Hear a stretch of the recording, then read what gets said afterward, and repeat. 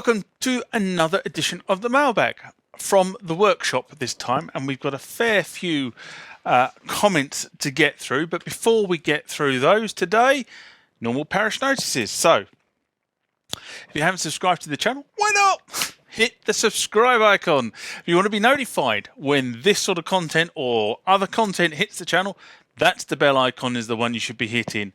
If you like the content of this video or any other video you watch on the channel, give it a thumbs up. It really helps. Become a member of the TMTG community. The address is down there, as are the Instagram and Facebook pages, or Instagram and Facebook pages, whichever way around it is. Go over there. You'll see all the shenanigans of the channel are notified on those platforms. But now back to the video. Next one comes from XP50 Player. And this was in response to a mailbag video I did, which sort of was entitled Yamaha also make golf clubs, which was a fact I only found out recently. And can the RD8 display more than just simple information in its screen? Mailbag I did in October 2020. So, bearing in mind that this is this video has been recorded in November 2020, and Korg have just launched the Nautilus. Okay, and I will be doing something on the Nautilus, but at the moment everybody in the world is doing something on the Nautilus. So, an XP50 Player writes, the next machine is the Nautilus, which is pretty much a Kronos for dummies. No upgrades aside from some more current sound content. And I wrote this, the script for this video about 3 or 4 days ago, I suppose. And I had that morning seen a video on the Nautilus. And I'd seen in the user groups, there were a number of user groups reporting that Korg were just about to drop something. Now, we all thought that what they were going to drop was an upgrade to the Kronos. So I kind of saw this Nautilus arrive. And I thought, okay, time to get the checkbook out. It's an upgrade to the Kronos, and of course I need to have it. However, it started appearing on social media over the weekend. A lot of people started commenting on it, and there wasn't very much. And then the YouTube video. So this is obviously the way we communicate nowadays. You give it out to a number of key influencers. Dr. Mix has got one, Woody over at Piano Shack has got one, a few more people around the world have got them.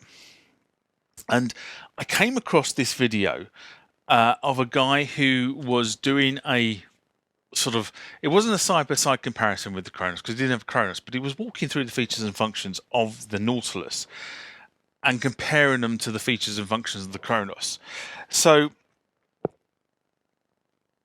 the keyboard itself looks like it's going to start sort of effectively running through the shops in 2021. It's not available yet. It's on pre-order. But following the review, I'm not sure that I will be buying one. And I say that with great surprise. It looks like the new keyboard. So it's an upgrade in terms of hardware. In terms of there will be a brand new motherboard inside this thing, memory, SSD, but sound generation is effectively using the same engines. As far as I can see, there are a couple of new sound libraries on this machine, but essentially it is using the same sort of generation technique that the Kronos uses. The interface has changed slightly. There's fewer buttons on the actual board itself. There's no program combi buttons. You select these through menus on screen, so it's sort of more driving you towards the touch screen. I also noticed from the video that whereas on the Oasis and the Kronos, the way the interface is laid out is that when you go into, if you press the combi button or you press the the global button or whatever it happens to be. Effectively, what you get is you get a main screen that comes up, and then slightly below the main screen, you effectively get 2 rows of tabs. And those tabs allow you to navigate the sort of mini functions of that particular area of the keyboard. So you have the 2 tabs that are prominent, and that's sort of kind of the function you've dropped into. And then the tabs at the bottom effectively are the other functions, which will then present different screens with different tabs. And it's kind of the way that the Kronos and the Oasis work is kind of like what we used to have in the old Windows days, where you had Windows forms, and effectively you'd have one form on top, and as you scroll through, you go to the next form, you go to the next form. They were just tabs across the top. Very, very similar interface. Now that seems to have disappeared now, and that the interface seems to be driven through the touchscreen, which means that if you want to move on to different functions, you've got to sort of go back in and out of the touchscreen. I can see that becoming annoying, I have to be honest. But again, this is based on the limited amount of time I've spent looking at the various videos. But this was probably, I think at the moment, the best video I've seen actually covering the functionality of the Nautilus. So that's that one. The other key feature or key differential between Nautilus and Kronos is the fact that Nautilus uses a much simpler, stripped down drum arpeggiation scenario. Karma is not present. Now, I don't know whether that's a good thing or a bad thing. Now, Karma is an incredibly intelligent accompaniment system, and I do like playing around with it. I have to be honest, it's one of those things, but it takes a long while to get your head around how Karma works. And this has not got Karma in it. It's a much simpler arpeggiation drum system, and it seems to be based on a system of scenes. So you set a scene up and then you transition between one scene and another scene. So you can have multiple scenes. Now, how I'm not sure how many scenes you can have, but that seems to be how this is set up. So it kind of sort of seems to be going back to like the step sequencer style idea, in that you would run it for 2 bars and then change, then run it for another few bars and then change, or just loop it. And you can change the width of the scene, so you can have it, instead of being 2 bars, you can have it 4 bars or 1 bar. You can change the time signatures of the scene. And that was what the guy demonstrated. So it actually looks, to be honest, even though I say it's a stripped down version, it's not Karma, it still seems to be quite comprehensive. So whether they're going to introduce that functionality into the next upgrade of Kronos or the new keyboard, because this is not a Kronos. That's definitely what's come across. It's kind of an interim step, if you like.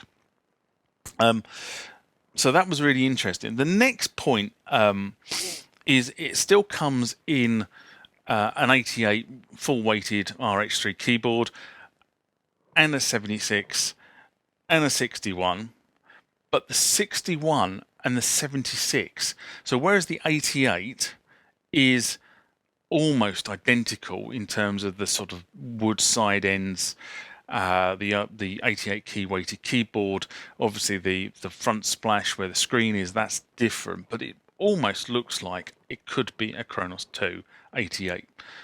But when you get to the 76 and the 61, they are quite different. They have these nicely sculpted sort of wing ends, if you like. So that looks like a completely new design, whereas the 88 key looks like it's just taken some spare Kronos chassis that seem to be sort of hanging around in the workshop in Japan and have been repurposed. So what do I think? I think that there is another keyboard coming. I honestly do. Do I think I will be getting the credit card out for this one? No, I don't. And as I said, I find that quite surprising for me, because I am a Korg addict. I have a number of their keyboards, as you well know if you follow the channel. But actually, you know, in this scenario, I'm sort of looking at this going, I'm not sure I would buy it. I'm not sure I can justify buying it. The order cost is about £2,100 from Thomann, and the cheapest I've seen it is about £100 cheaper through some outlets in the UK, but then you've got to pay for shipping on top. So whereas the Thomann price includes shipping, the prices from the UK distributors don't include shipping, so it kind of comes in as a bit of a muchness, really. So there you go. I'm not sure I would buy this. It definitely seems to be a trying to sort of kind of attack that middle ground. Maybe it's going for montage and that sort of ground. That is definitely a possibility. It definitely could be sort of trying to hit that ground, but well, let's see. I might get my hands on one. I'm not probably going to get my hands on one this side of Christmas because I'm not that big an influencer. But it would be interesting to see how it does actually hold up against the Kronos. And as I say, the videos I've seen, the demonstrations I've seen so far where people have got the two, it's not... Kronos is still the king.